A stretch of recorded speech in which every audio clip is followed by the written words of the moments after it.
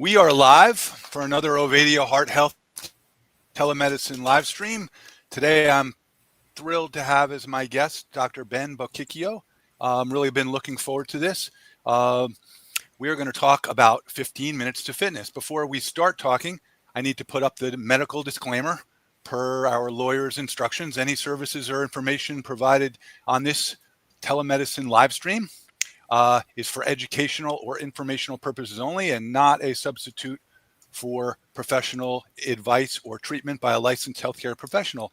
And if you'd like to contact us at Ovadia Heart Health, you can reach us at team@ifixhearts.com. And with that, we will get on our way. And Dr. Ben Bocchicchio has been at the forefront of health and wellness for nearly 50 years. He's a pioneer in bringing safe, high-intensity resistance training to the mainstream, introducing slow resistance training back in the 1970s, incorporating it into cardiac rehab programs in the 80s, adapting it for athletes, weight management, and everyday people ever since.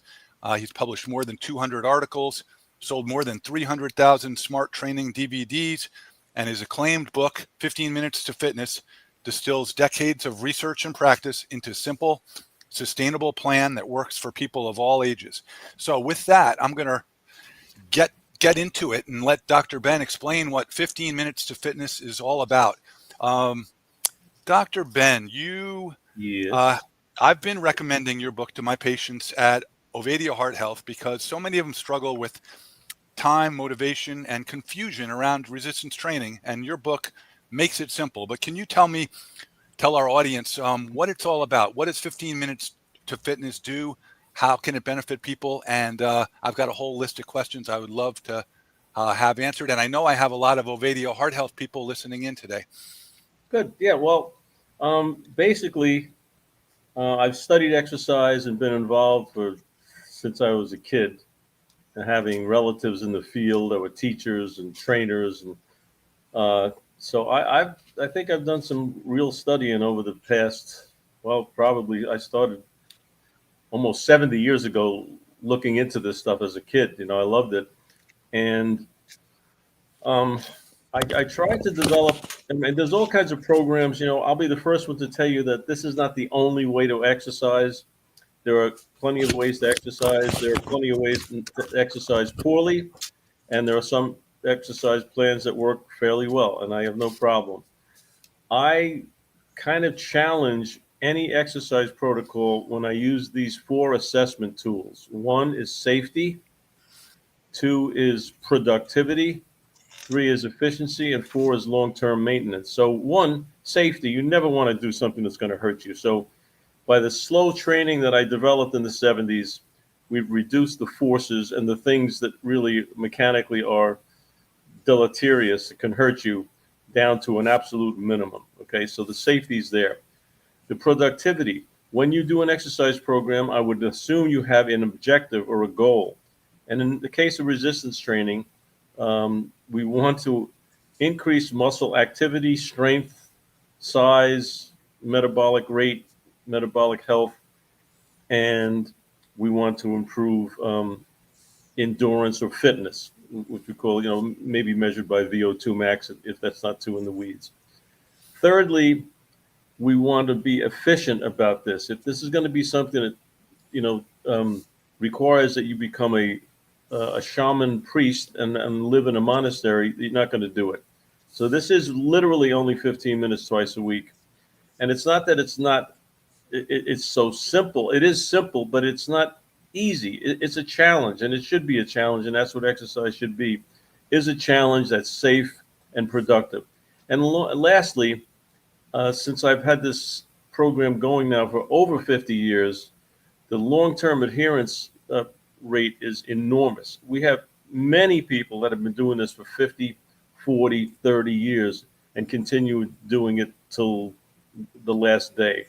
All right. So I think it holds up with those factors in mind to any program around. And if there's a way I could improve upon those factors, I would. And I'm always looking to do that. But this is what we've come up with. And it basically revolves around metabolic consequences of mechanical work. In other words, when we exercise, we move. When we move, we recruit muscle fibers. If we know how to manipulate how to recruit those muscle fibers, how to work the exercise, how intense should it be, how often should it be, for what length of time, what's the rest in between, what's the recovery. If we're aware of what goes into the exercise as far as energy, and we're aware of what happens as a result, what we call metabolites of the stuff that when the energy breaks down and reaches a certain level, those are the things that send the signals to our body and produce the pathways that are health related. That's really what I'm trying to do, and I think this does a very good job, honestly and effectively, for most people most of the time, and any level of fitness or age group involved. Okay, so your book, which I have here, and you can see the post-it notes sticking out of it because I Yeah. refer to it all the time. Um, the book is like 20 bucks on Amazon.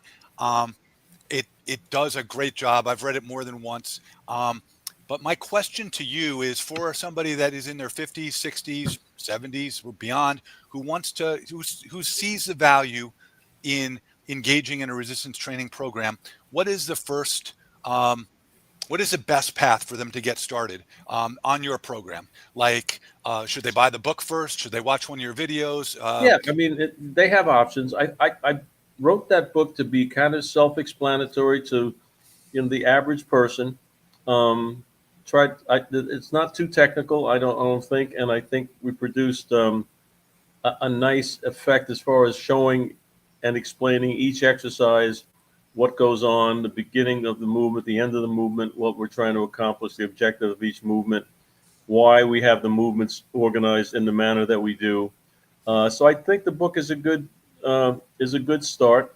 The other way to go is you can watch. Apparently, there are an enormous number of YouTube presentations of this, which I wasn't even aware of, but apparently there are. You can go to Low Carb USA, look at Dr. Ben, Doug Reynolds. You can see me taking people through the workout, from Doug Reynolds, who's pretty advanced and very fit, to people that have just started. Some older gals we trained in San Diego and filmed. So you can see this thing in motion. And I think the book is a good little guide to help you reinforce, what we're trying to accomplish, some of the nuance of why this is different and how you can incorporate it into your own life plan.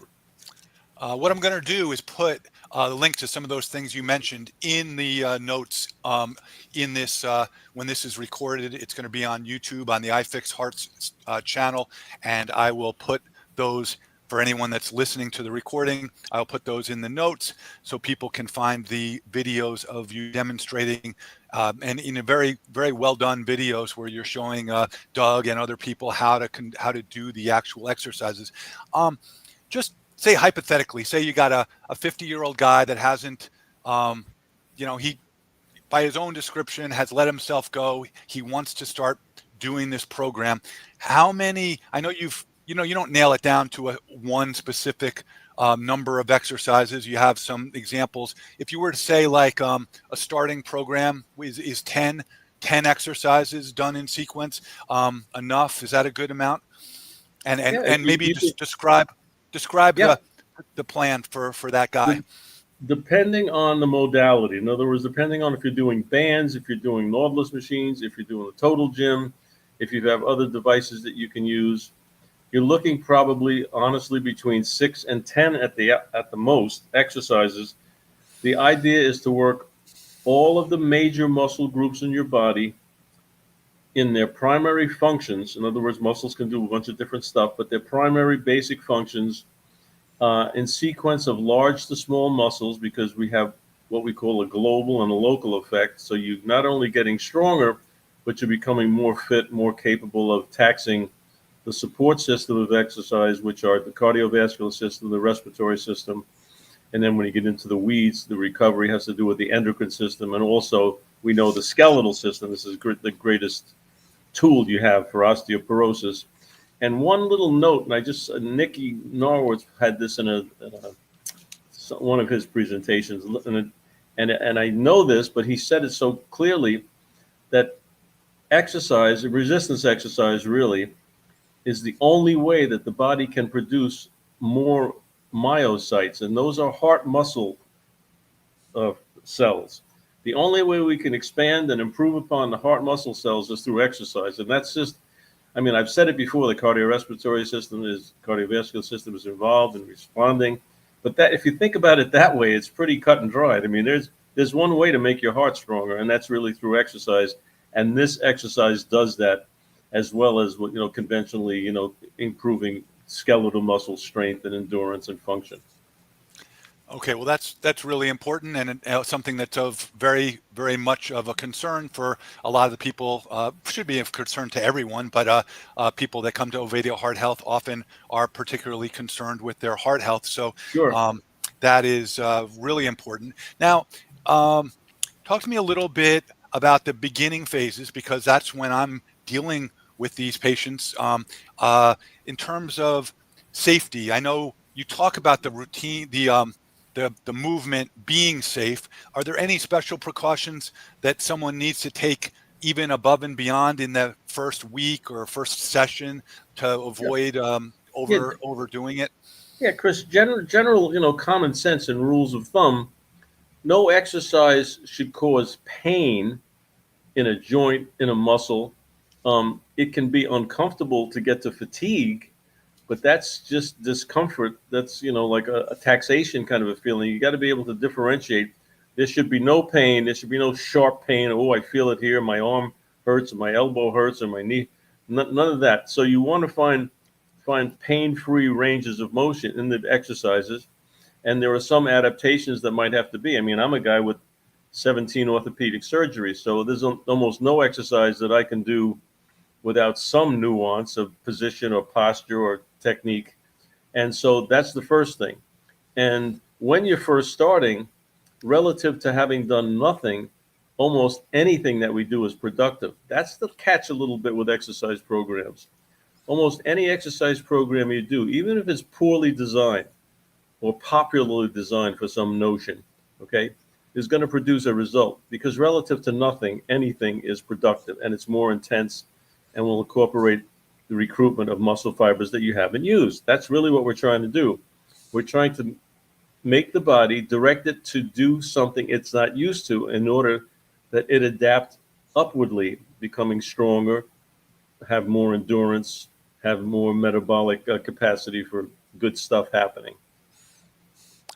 Great. Well, can you talk a little bit about the say, focus on one set, what the person is going to do? I think my understanding is between 30 and 90 seconds is the duration of the set.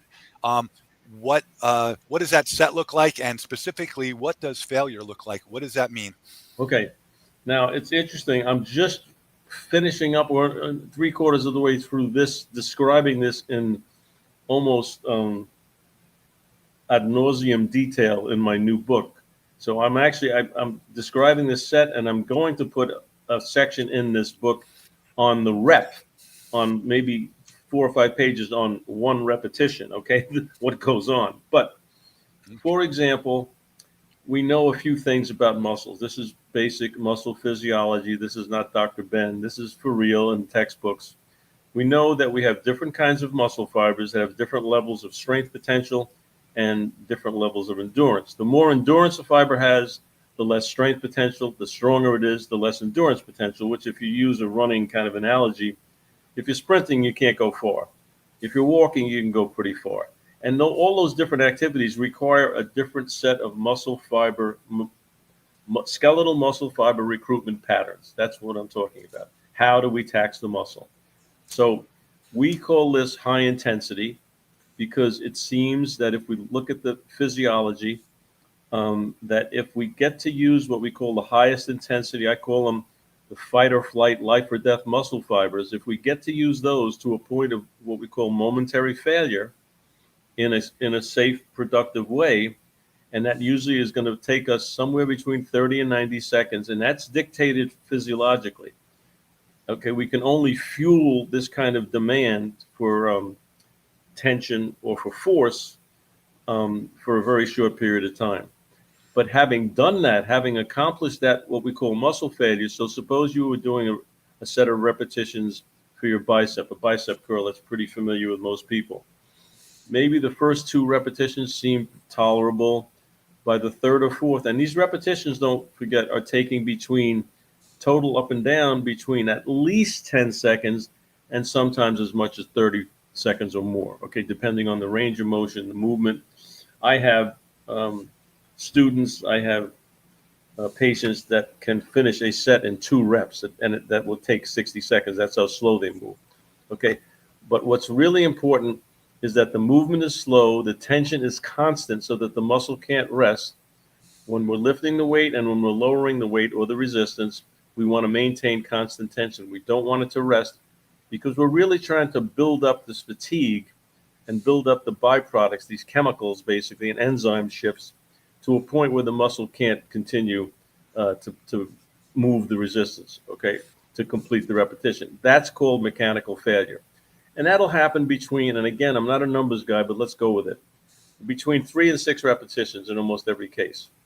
That'll take between 30 and 90 seconds in almost every case. And again, there are outliers to that, and depending on the mechanics of the machines and things like that. But so now we're looking at 3 to 6 repetitions, and by the time we try that last repetition, we're really trying as hard as we can to move it, keeping our posture, keeping our form, and we can't move. We're done, okay? We just can't move it anymore. We're done, okay? When that happens, mechanically, when that failure happens, you can't do it anymore.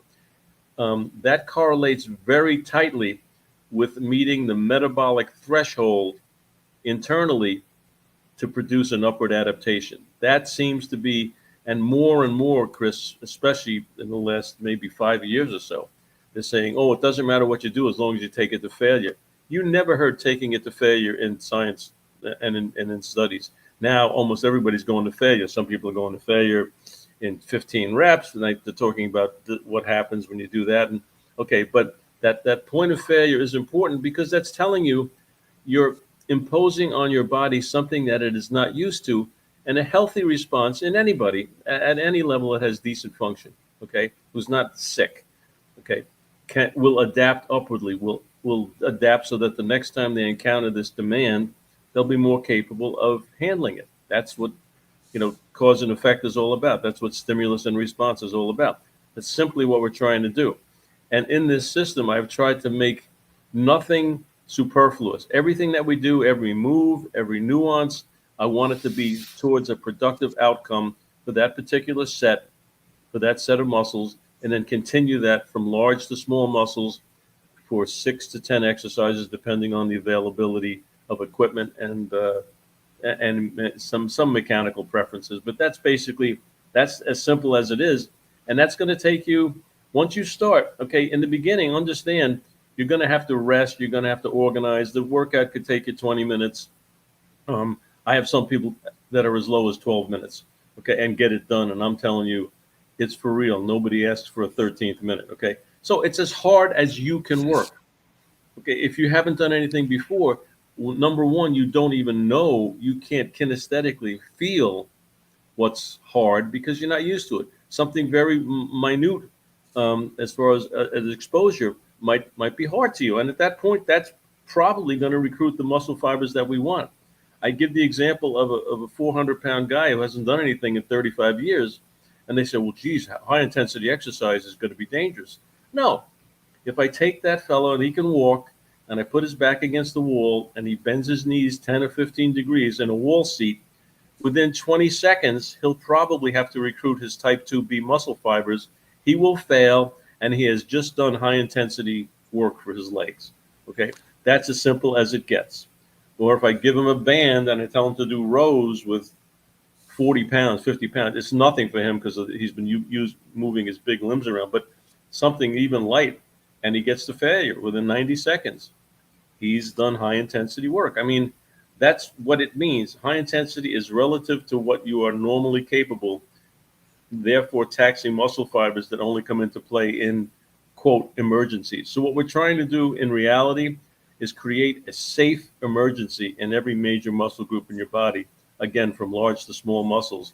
And the support systems, the cardiovascular, respiratory systems, et cetera, will support that, and they will also respond, and they will adapt upwardly, become stronger, more metabolically active and healthy.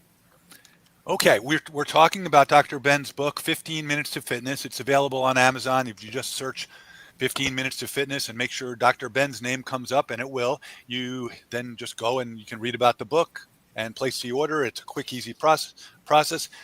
As I said before, we're going to share some links in the YouTube section below the video. Just curious, when you talk about 30 to 90 seconds, so say a guy who's starting out is doing these well, according to your plan, your program, Mm-hmm.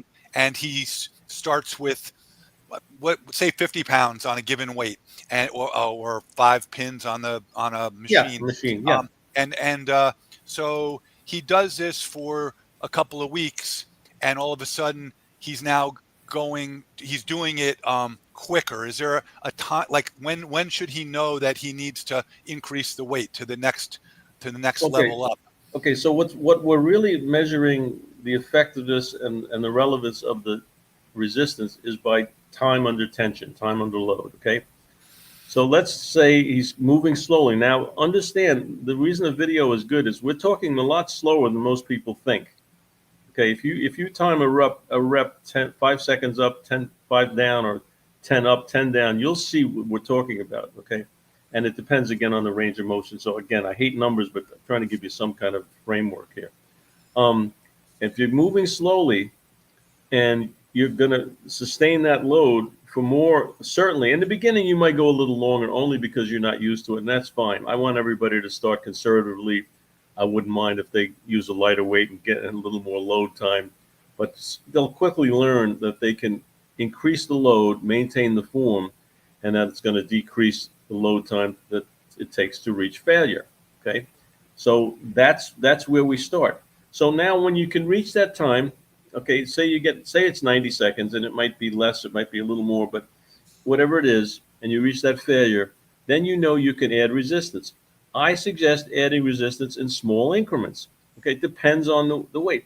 I mean, if you're doing the average person within 2 workouts or 3 workouts can do a band 100 pounds for a squat. I mean, because think about it, if you weigh 100 pounds and you walk up the stairs, one leg is doing 100 pounds of work. So these weights are all relevant. Now, for shoulder laterals, for example, some people can just barely do 10 pounds, which is perfectly reasonable.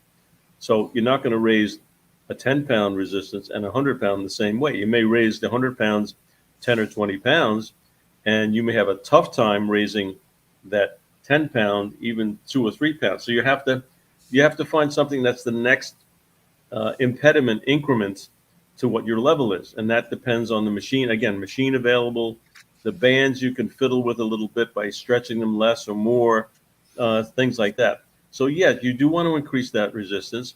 And for example, if you go up to the next resistance and you can only do 1 repetition or 2, and it only takes you 15 seconds or something, that resistance is probably a little too heavy. You got to find, it's like the 3 bears, not too much, not too little, something right in the middle.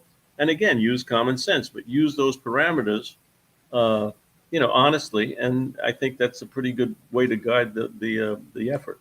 One of the questions that I get a lot is how long is it going to take before I notice some improvements? And also from your perspective, what will they notice after 3 weeks, after 3 months? Oh When yeah, when yeah. when will things start to happen?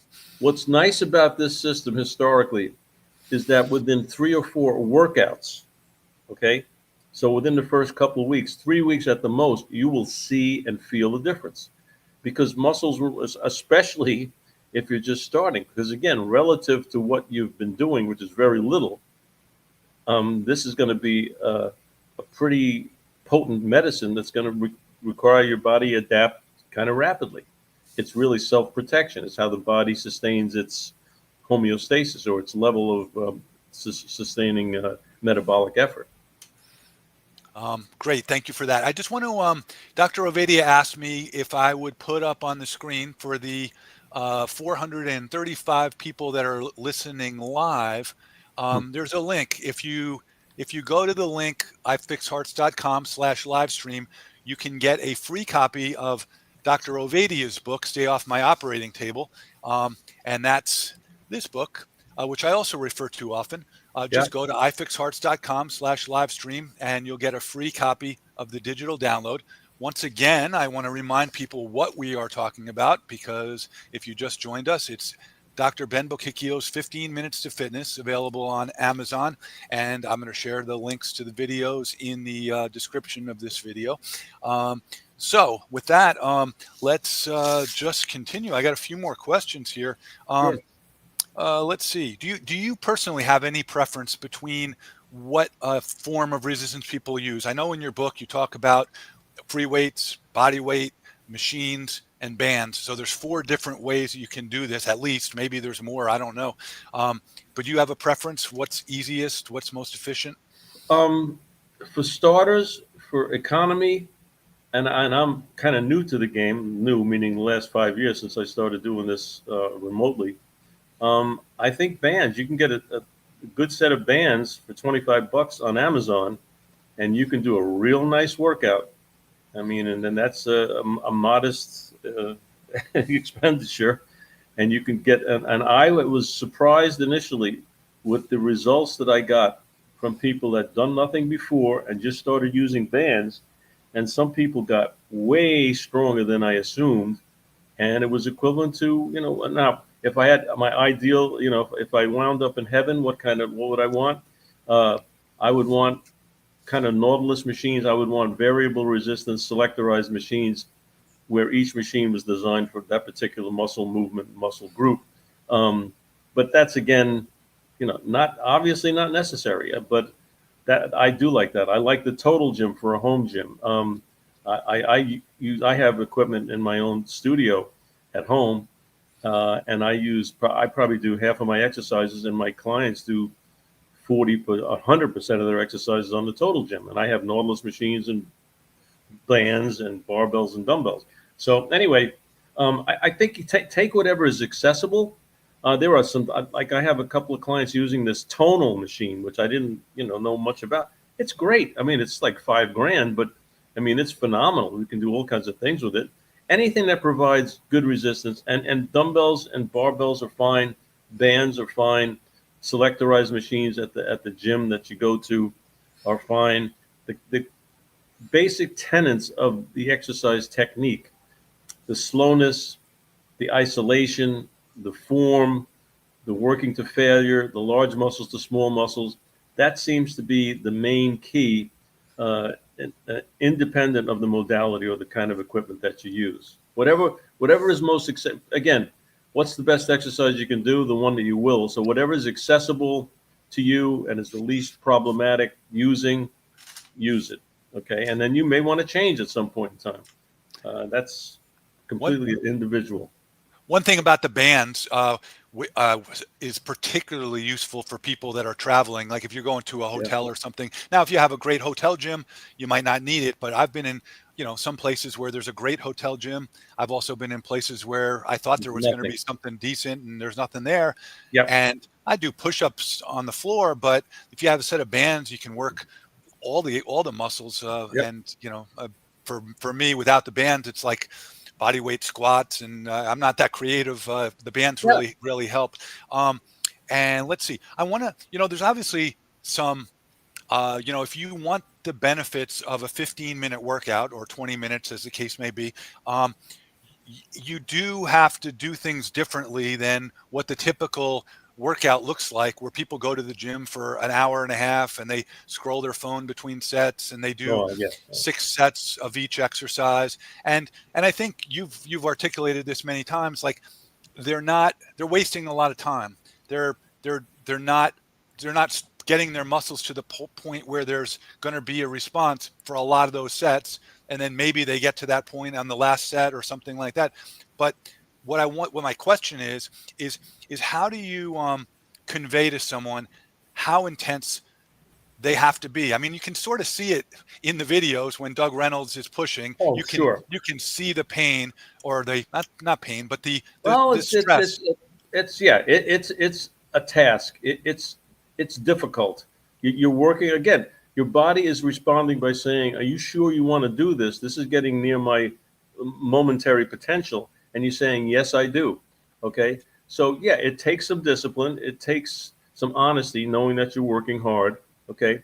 It's not going to kill you, And depending, this sounds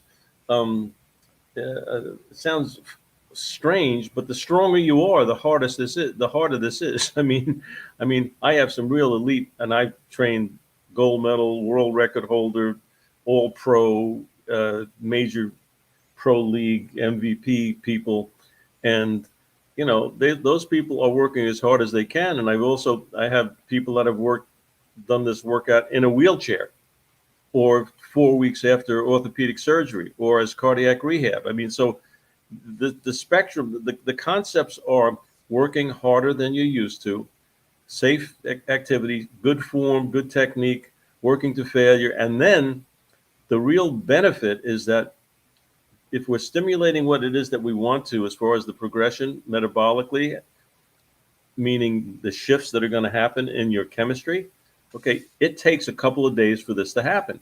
That's why we train twice a week. Okay, 3 times a week is not better. Once a week is not better. 2 times a week is so universally beneficial that if there wasn't such thing as a week, I think I would have had to create it. It just seems to work out perfectly, and it really does. Listen, I had a facility, and when I was first starting and wanted to have people come in and train, why would my business model be you come in twice a week and pay me instead of 3 times a week? Because I wanted to make less money? No, that's because my business is getting results and getting benefit. That's the best way that I found to do this. Now, that doesn't mean, caveat, it doesn't mean I don't want you to do other stuff. And you know me, Chris, I have exercise/activity. I want my people to be active. I want them to walk. I want them to do recreation. They can play sports. They can, do whatever it is, yoga, Pilates. Okay, as long as the exercise isn't so intense that it interferes with the recovery from this twice a week imposition of smart training. Okay, I use the analogy: if you want to get a suntan, you don't go in the sun in the middle of the day 5 days in a row for 5 hours. Okay, you'll never be able to adapt to that response. You'll get some sun poisoning and blisters. So you have to allow the stimulus to come to fruition. So we have to allow the exercise to do what it's supposed to do, the body to respond, and then hopefully adapt a little bit upwardly. That takes time.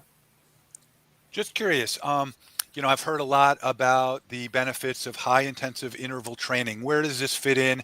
Is this something that is complementary to like sprinting or other activity like that once a week, or is this taking some of the place of that? How does that fit in your mind? Okay, good question. HIIT, high intensity interval training. Okay, not to say the older I get, the better I was, but I was one of the first people, if not the first HIT training. There was a magazine called HIT, and that whole first edition of that in the 70s was about me and my training. But high intensity interval training is interesting. It's a very, very productive way to train, and it's not an easy way to train. The best book on that and the science behind it is called The 1 Minute Workout by Dr. Martin Gibala, Gibala. Great guy. Has all the studies in there about intervals from 4 minutes to 10 seconds. Different intervals for different kinds of responses. But in that book and in my history, working at high intervals instead of long durations is much more beneficial, much more time efficient, much more likely to be adhered to on a long-term basis, much less likely to cause mechanical issues. Now, traditionally, we knew high-intensity training, and by the way, Chris, if it's high-intensity interval training, if it's high intensity, it has to be interval in nature. If it's not interval in nature, it's not high intensity. You're either going to fall on the floor or you're going to have to slow down, okay? High intensity demands that it is interval in nature. So it's almost repetitive in the title. All right, now, when we do conventional high intensity interval training, and the one downside of traditional resistance training high intensity intervals is mechanically the resistance was moved explosively, rapidly, for a number of repetitions, and that's great for the muscles, terrible for the joints. The joints are the limiting factor, especially as we get older. But even, you see NFL and NBA kids, 22, 25, and the destruction of the explosive activities is pretty evident. So you want to kind of stay away from that. I really believe that. And secondly, when you do a high intensity interval training, say on an elliptical machine or a treadmill, you're going to do, say, 10 intervals where you go 25 seconds or 20 seconds hard, 40 seconds rest, repeat that 10 times. Okay.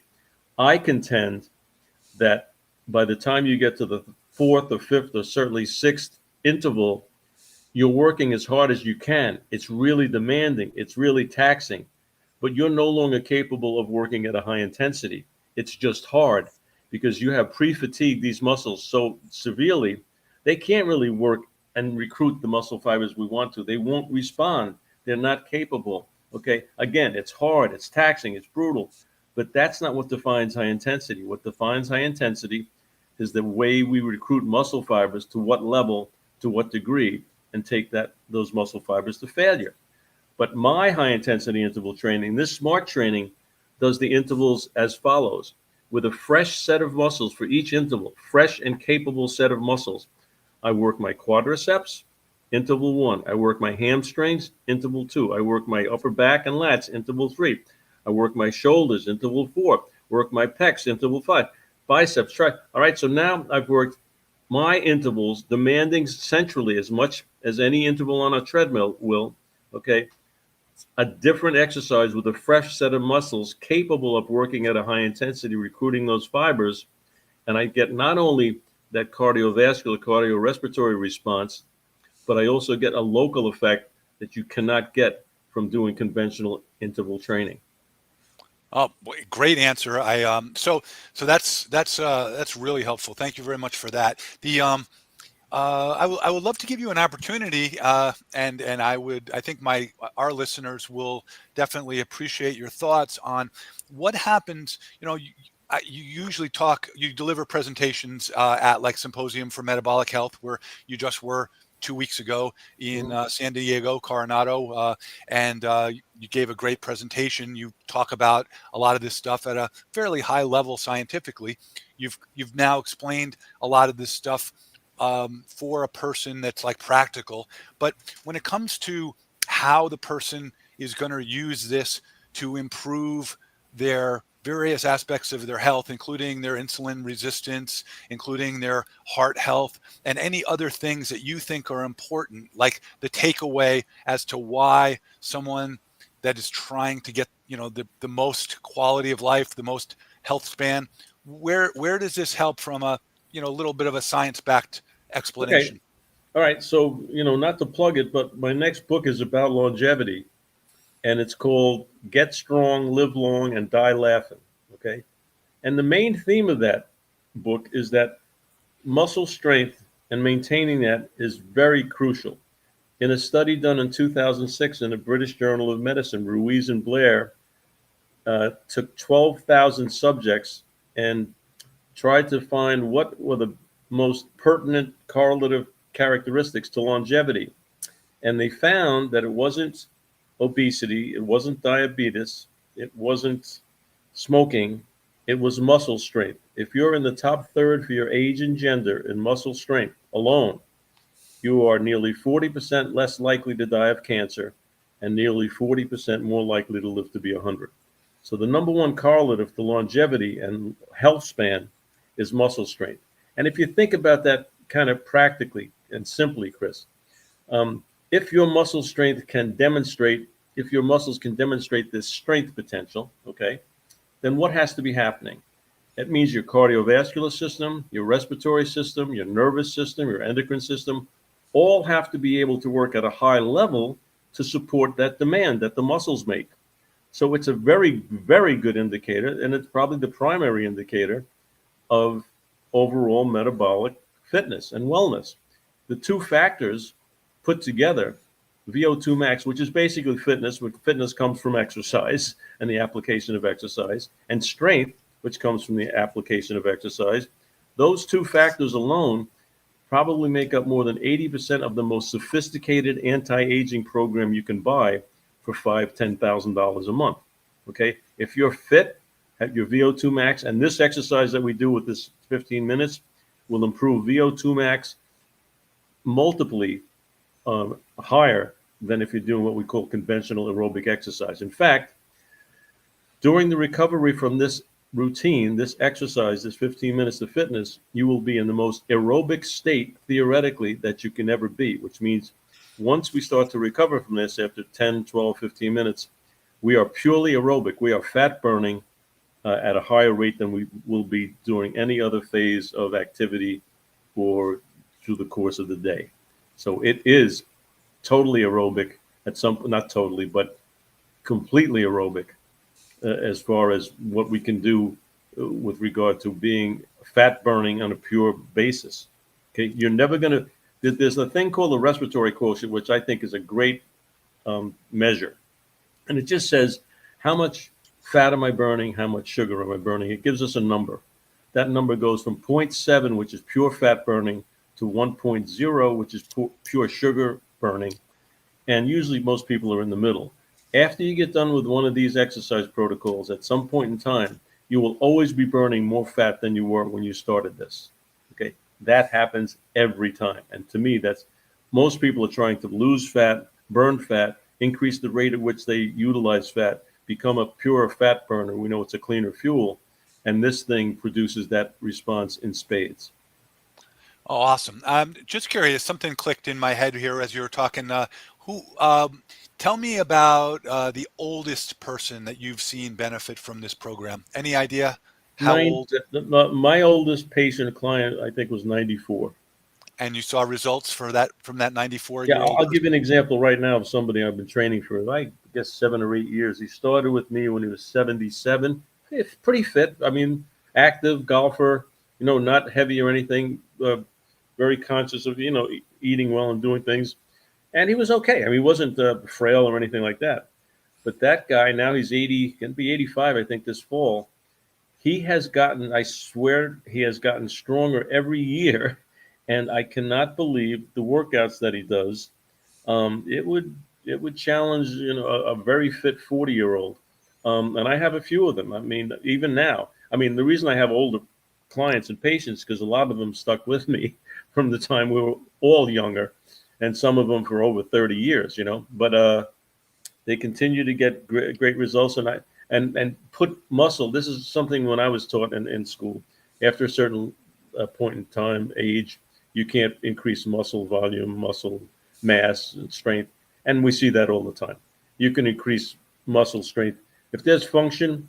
We can increase muscle strength. I can increase muscle strength to a point where an older person who couldn't get out of a chair can now use his legs and his triceps that are stronger now to get out of a chair. He's stronger, he's more active, he's more capable, he's less reliant on assistance. This is so important.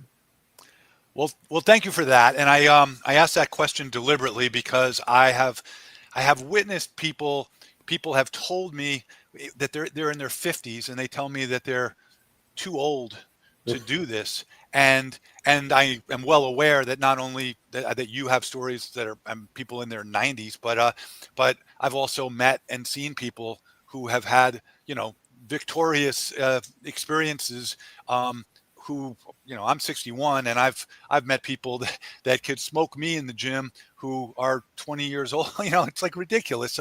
There's no end to what people can do if they put their mind to it. And that leads me to a question. Do you have any tips for the person that is overwhelmed by this process? I'm sure that you've seen it. I'm sure you've had patients who have been introduced to you and, you try to explain this workout. How do you get them over the hurdle or the obstacle that they put in front of themselves when this is actually attainable and doable? Do you have any, or maybe is that something that you see and sure. I mean, people, first of all, the 15 minutes of fitness, I tell people, there are so many gimmicks in the health field. You know that. I mean, and 15 minutes of fitness sounds like a gimmick. And I tell people the only gimmick I have is that there really is no gimmick. I mean, this can be done now. If somebody's, this seems ominous and obligatory and something that isn't possible, I'll have them do 1 or 2 exercises with a band, or I'll have them do a wall seat halfway down, or I'll have them, I say, you feel those muscles working, you feel that fatigue. This is the process. Do a wall seat, do a row, do a wall push-up, where you just push away from the wall. I say, try to do them slowly, try to feel it. You're starting to feel fatigue. you've just started the process. Okay, you can do 2 exercises to start. I mean, it depends how fragile they are. I mean, you got to know your people. If you're dealing with people, you got to know personalities, you got to know motivation, stuff like that. But I think if you put them at ease and you say, listen, there are older people than you, there are people in wheelchairs doing this stuff. You sure as hell can do it. I mean, you got to be motivating because this is unknown territory, and I understand that and I appreciate that. I've done this a million times, but for them, it's the first time. And I always try to keep that in mind. When I train somebody, I'm there. I'm looking. I'm paying attention. I'm trying to see if I can detect nuance, and then motivate. Because really, it's a simple process, but it's not a particularly intuitive process. Let's put it that way. Okay. Let's see. I want to put the book in front of people one more time. 15 Minutes to Fitness. I strongly recommend it. As you can see with all the Post-it notes, I refer to it often. I've had, I got to say, I think I bring up 15 Minutes to Fitness in almost every conversation I have with patients. And I'm now at the point where I'm meeting with between 12 and 15 patients a week. And I've had numerous patients like literally just buy the book while we're on the call. That's how easy it is to buy the book. But I also send them the links to these free videos that people can look and get an idea. Do you have anything, Dr. Ben, that you'd like to add to motivate people, or to final words, or even a joke or something? Anything you want to leave us with? A joke. Okay. Well, I told a dog joke. It's funny because I do tell jokes at these scientific conferences because I like to break it up. Let me try this as one that I can tell. Well, you know what? Let me tell this dog joke if they didn't see that. I think this is a cute one. So this guy goes into a butcher shop and this dog comes in the door and he takes a number and he's got a $50 bill in his mouth. He hops it, pours on the counter, gives it to the butcher. Butcher gives him this thing, and the dog takes it, opens the door, and walks out. This guy's fascinated. He follows the dog. The dog gets to the street. He looks both ways to see traffic. He goes across the street. He stops at the bus stop. The bus comes. He looks to see it's the right bus. He gets on. The guy follows him. 3 stops later, the dog pulls the chain to get off and looks across the street again, and he walks to a house and presses his paw to the doorbell. Nothing happens. So the guy's watching. The dog trots around the back, comes back around, presses the doorbell again, and it looks like his owner comes to the door. So this dog has done all this incredible stuff, and the owner's kind of almost berating the dog, like, come on, get your act together. What are you doing? And the guy says, the owner says, this is the most remarkable animal I've ever seen. How can you be berating him? He says, well, you're right. He is a great dog. He said, but sometimes I get annoyed. Why did he get annoyed? He said, well, this is the second time this week he forgot his house keys. Oh, I was praying that this would be a clean one. It was. I tried. Yeah, I tried. If you're lucky enough to sit at the same table as Dr. Ben at one of the symposiums, which I have been, sometimes he will try out some of his jokes for the presentations, and sometimes the people at the table have to tell him that that's a table joke, not a stage joke.